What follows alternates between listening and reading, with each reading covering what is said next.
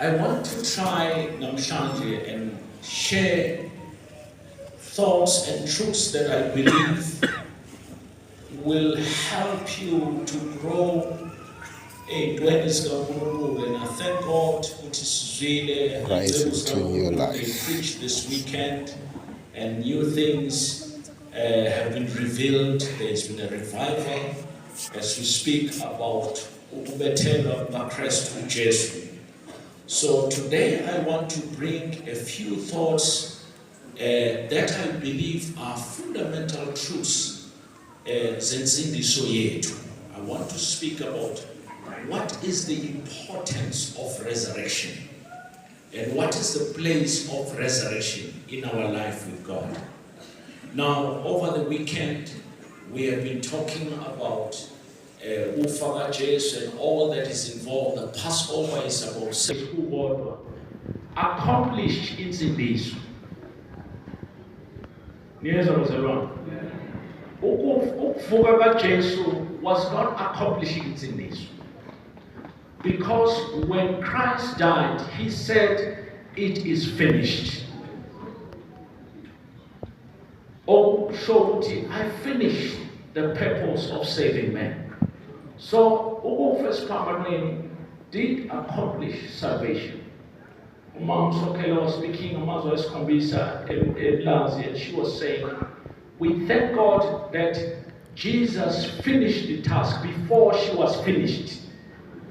And we thank God. So, it was enough to accomplish this. So there is something else that the resurrection does, which is so important. Let me just summarize. I know but it's a way of just encouraging you, but also making sure we have a picture of our salvation. Because the thing is that is effective and strong is understanding the truths as God revealed them, not as just joy. So we need to have, now and again, teach each other the truth so that we understand izinto ngensindiso yethu. Now, I wanted to, as a way of background, I want to share a few elements of impilo kaJesu, a result umsebenzi awenzile for ukuyisana komuntu noNkulunkulu to put him in the right position. Now, there are elements that I want you to keep in your mind. Number one, ukufa kaJesu esiphambameni ehlushwa. That's one thing. It's an element. But number two, another element which you must understand is the humility of Jesus. uJesu akafanga phela wafa nehlazo. So the humility is important for our salvation. Number three, ukungcwatshwa kwakhe was part, the burial was part. We can talk a lot about being buried. We can talk a lot about humility. We can talk a lot about being buried because it's part of our salvation. But also there is resurrection. That also is a package of what God did. But there is a last part, which is the ascension as well as the exaltation.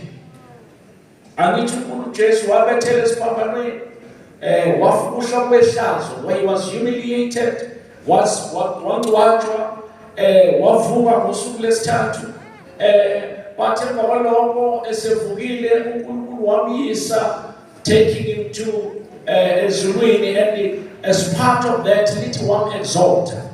Those are powerful things about our salvation. I hope abefundisi, as they continue, they will teach about that, because we need to know more about insindiso yethu, But today, Bazalwane, I just want to share a few things about the resurrection that I hope will help us to understand what resurrection is all about. I want us to read, please bear with me. I want us to read and as well give a brief background, and I hope by God's grace I won't be long. I want us to read Luke chapter 24, verse 1 to 11, something that covers and gives a picture of the resurrection of Jesus. Let us see 24, and to all the others, it was Mary Magdalene. Was Jesus risen, and God made it an issue so that it's recorded in the Bible? Why? Why is it so important? Because I said to Ufa, alone accomplished the salvation of men. Why is the resurrection important? Number one, the resurrection of Christ was important to confirm and to prove that Jesus was the Messiah. Abantwana bakwa-Israyeli nomhlaba, history yonke, more than 2,000 years, they had been waiting for the Messiah. They knew that somebody would be coming who was going to be a Messiah. And what the Messiah, their characters, their pictures and pillars that determine the Messiah. He would be a prophet, he would be a counselor, he would be a king, he would be a prophet and a healer like everybody, like all the prophets. But there was something that was added as part of the Messiah. They were waiting for him. One thing that was spoken about him is that he is not going to decay. When David writes Psalm 16 verse 10, prophesying about Christ, he says, because you will not abandon me to the realm of the dead, nor will you let your faithful one see decay. That was a prophecy of Jesus, Messiah. He is not going to die. So resurrection, he was not going to decay. They didn't have the full truth of what it meant, what he will die, or what he will die. Number two, the reason Jesus was raised was to give credibility to his ministry and to confirm the sacrifice that it was accepted before God. uJesu efa wayenza umhlatshelo. uJesu mayefa abantu babethi uyafa nje, kanti babengazi ukuthi as much as that place was ordinary, but that day it was an altar yemhlatshelo. Njengoba kuchitheka igazi nje, that place had been converted to be an altar. Now a sacrifice was being made to God for our salvation. Because if uNkulunkulu is a holy God, God is a strict God. As much as uJesu wayephilile waphila kahle wenza intando kaNkulunkulu, it would have been possible for the sacrifice not to be acceptable with God, because God has high standards. Because God wanted salvation once and for all. God wanted to make sure the business of restoring man is finalized and completed 100%. Something about the resurrection of Christ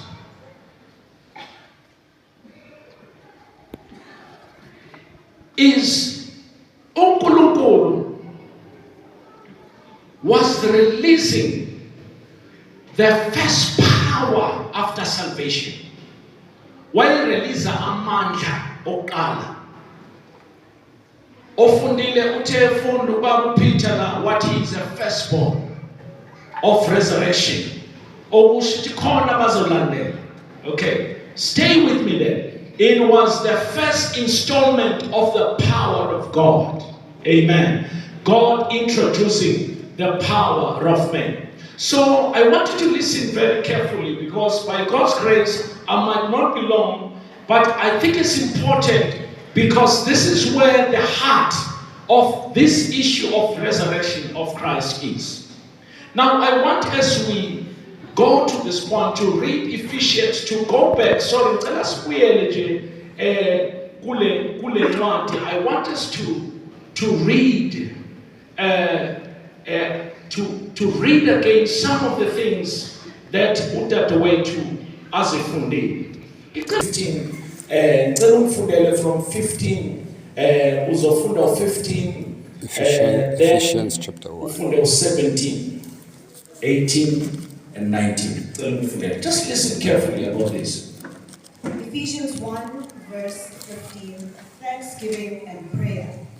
For this reason, ever since I heard about your faith in the Lord Jesus and your love for all God's people, I have not stopped giving thanks for you, remembering you in my prayers.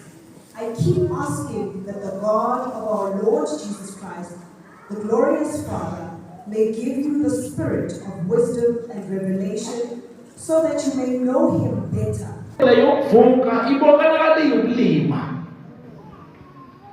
But it needs revelation. What is revelation? Revelation is a divine unveiling of things hidden by God that can only be seen by God revealing them in power.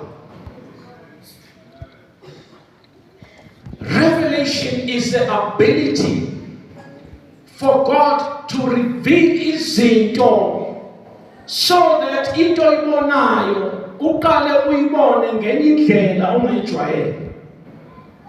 And but not only that, that revelation to what it comes with power. Revelation hamba nepower yakho. Remember, I pray that you have revelation. I also pray that you have hope. You'll realize the hope.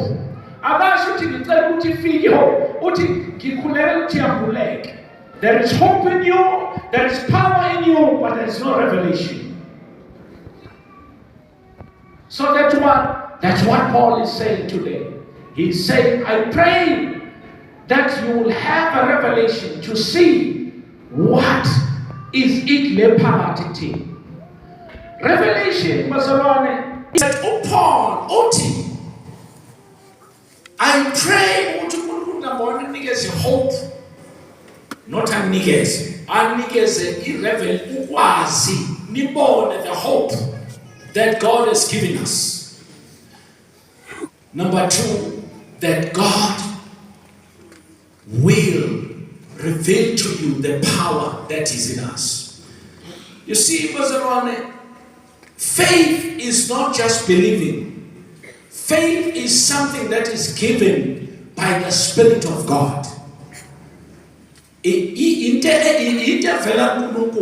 will not believe. It's not power of positive thinking.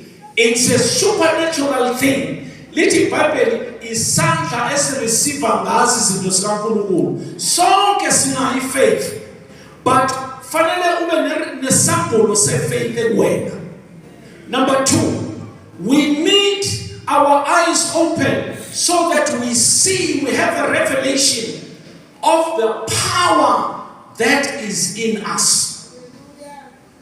uJesu uma evuka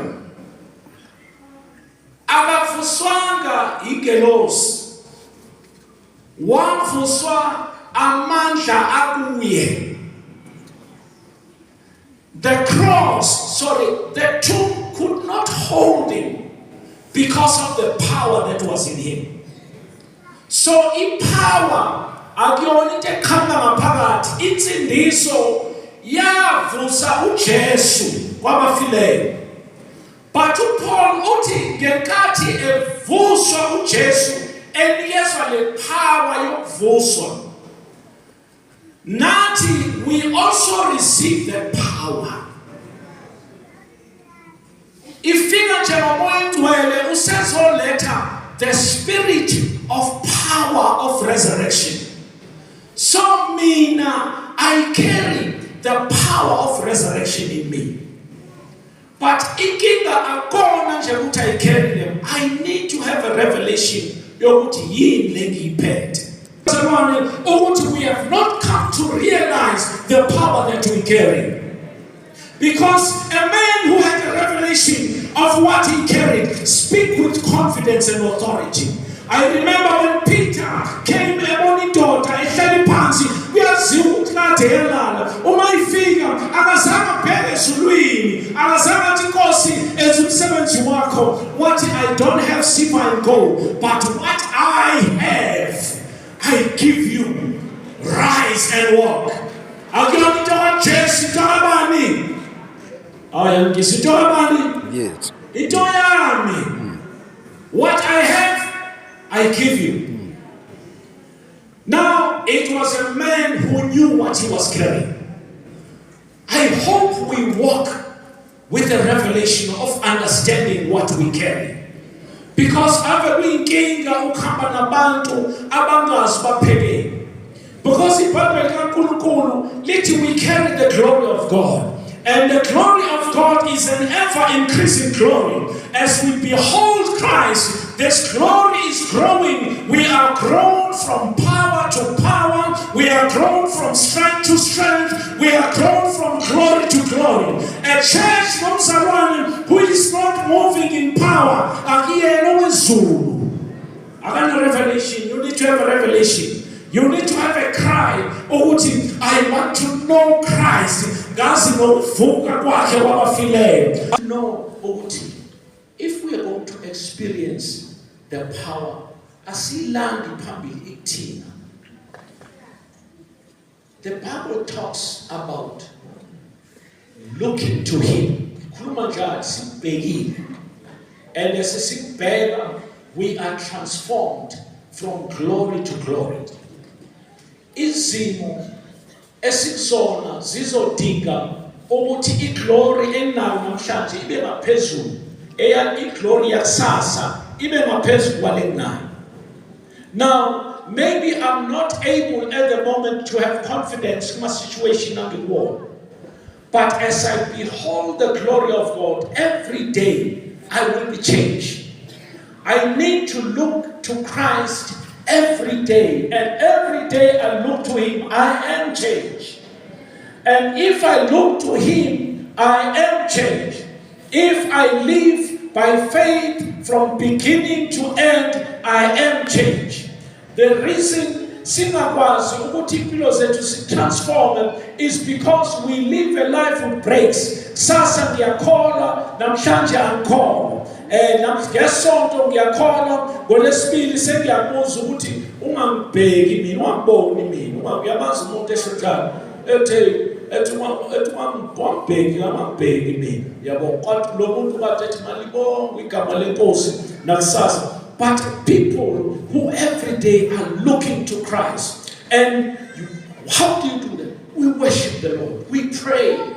We seek the Lord. We seek the Lord in every situation. Abazalwane abafuna uNkulunkulu hayi ngesonto hayi makhona umzali bamfuna uNkulunkulu, because the Bible says every time you seek the Lord, He comes closer to you. Lithi sondelani kimi nami ngizosondela kumina. And He was the firstborn for us to be raised with Him. May God help us that we have a revelation of the power of God that is in us.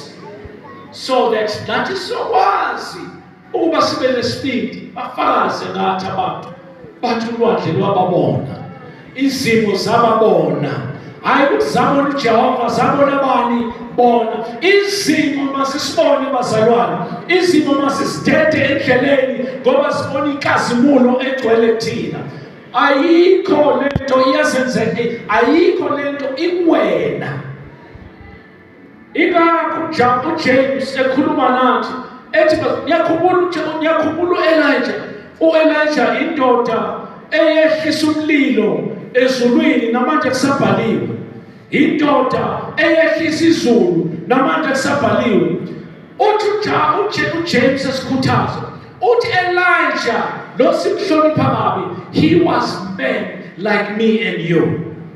The man esizwa ngabo bazalwane, Nicholas Bhengu, Mahoney, Babungiti, and call them, all those men were ordinary men like us. They were not chosen more than us. It's just that they had a revelation of what they carry. And they have a revelation. And I have a revelation. And I don't want to die before I see the full revelation of God in my life. Unfortunately, long time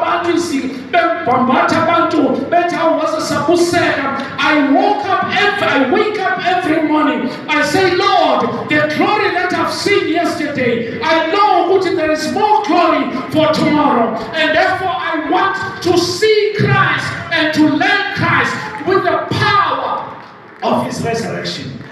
I'm fanele nje izinto engiyibona ngamehlo I want to see the power of the resurrection. Every day, I see this church. I see there is growth from Nandilano, but may we triple the growth that Simonai imagine. May we start seeing Mutaibo, Aratebema Boni Bayabona Manche, Aratebema was Besu 20 Mancheni, Sesu 3,000, Maso Tontra Mancha, Esinao, Imataleta Kuli, I go to sort of strategies, or what Asia's intercipate. May God reveal to us the thing grow it from power to power, from strength to strength, so that the church will be full of the glory of God. Hallelujah. Amen.